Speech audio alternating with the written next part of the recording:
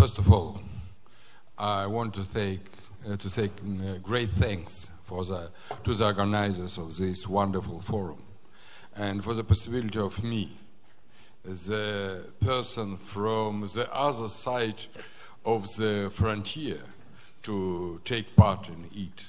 And I felt a lot of warmth in all your reaction to my presence here in Kyiv.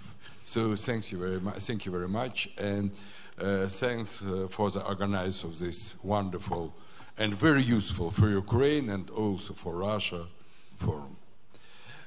If to speak about Russia, I of course agree with our previous speaker, Mr. Saakashvili, that really this war is not the war between two countries. It's a war between two principles.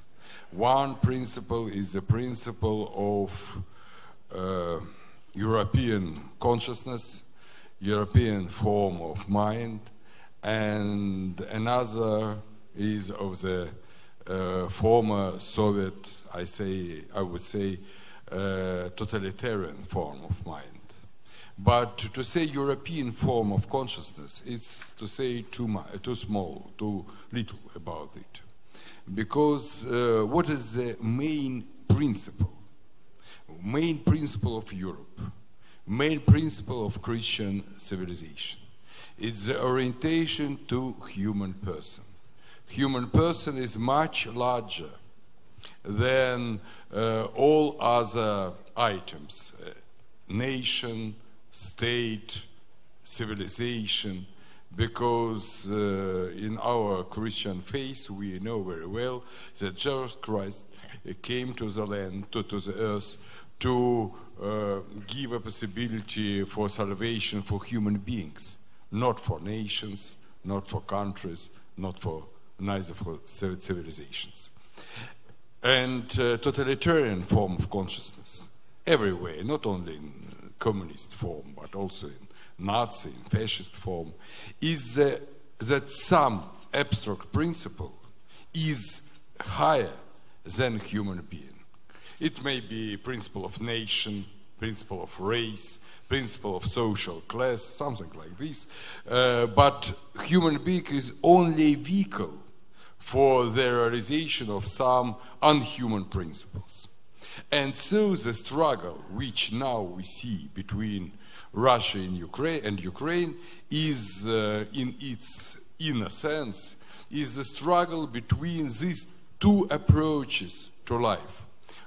One approach when human being is in the center, another when where human being is only a mean for realization of some abstract principles of some person. And if we look at in this conflict deeper, we see that the problem of this conflict is not because Ukrainians are much more European, much more Christian, much more humanistic than Russians. Of course not. The problem is not in this sense. The problem is absolutely in another approach, that in all our countries, which 25 years ago were the parts of the Soviet Union, with the exception of 3 Baltic states, no attempts of systematic decommunization or detotalitarianization, it's better, were made in past. Maybe even only in Georgia under the government of Mr. Saakashvili, some attempts were made in this direction, but also not systematic. You see, systematic detotalitarianization took part in Estonia, in Czech Republic, in Poland, even in Bulgaria, and in the last years in Serbia. In all Central and South European countries, but not in 12 countries of the former Soviet Union, maybe with the exception of Georgia. As a result, we see that in Russia, this non-liquidated totalitarian form of mind re-emerged. So we see now the revitalization, some second edition of totalitarian form of thinking in the brains. I give you one example. If, for example, in Germany, after the Second World War, no denazification was done by allies, we would see now not the Germany as we have, but absolutely another state. Not the center of peace, but the center of some military and nationalistic activity, since all these Nazi forms would be again on the ground. But the half of a century of denazification produced absolutely positive effect to Germany and to all Europe through Germany and Italy. And so it's now necessary to do the same things in former Soviet republics. And in Ukraine, this revolution of destiny is really an attempt to go in this direction. We'll see how successful will be this attempt, but the moments of the movement in this direction, the signs of this movement, we see now absolutely clear in Ukraine. Though it's not a systematic decommunization as in Czech Republic or Estonia, for example. In Russia, some people spoke about this from the beginning of 1990s.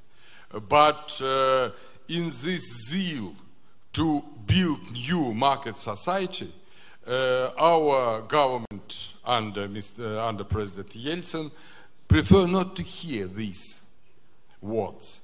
They prefer to build new society on the background of totalitarian one. And it was a greatest mistake of his rule. In his reflections, in his memoirs, Президентский Marathon, which he published after his presidency, he wrote openly that it was a mistake, that it was necessary to re-establish some legal succession with pre-communist Russia and to proclaim communist period as illegal in principle in its plot. During the Putin's period, we see this restoration of the Soviet past in many items. I want to add only one thing. It is not a restoration of the Soviet past, because of one very clear distinctive feature. Soviet period was a period of socialization of economics and of property. There was not private property, there was state property, not socialistic, of course, but state property. Now we have a large amount of private property in Russia. Almost half of the large property are in the hands of 30 private owners, and another half on the hands of the state. And these private property and state property are in one companies, in one economic systems like Gazprom, Rosneft, Rosvooruzhenie, and other companies.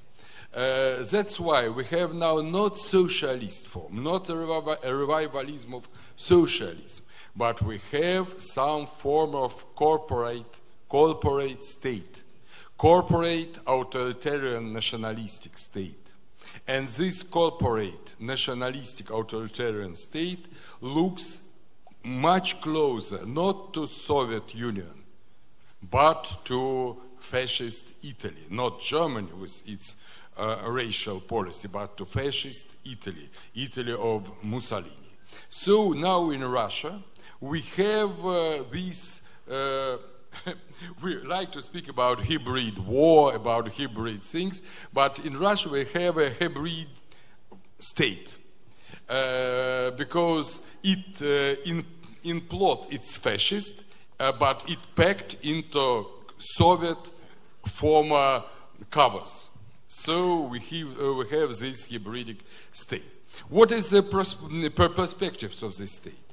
I suppose that this form of state has no positive perspectives.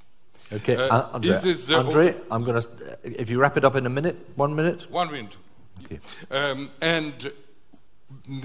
I can answer why in questions, but I am sure that the main trend of our Russian development from totalitarian autocracy to democracy, from unhuman to human society will continue. And even now we see under the surface the continuation of development in this direction. And as to me, as a professor who contacted with young students, with young people, I see exactly that a lot of young people want to be citizens of human Russia, of democratic Russia, of Russia of Europe, not of authoritarian Russia of the 20th century. Thank you. Andrei, thank you very much.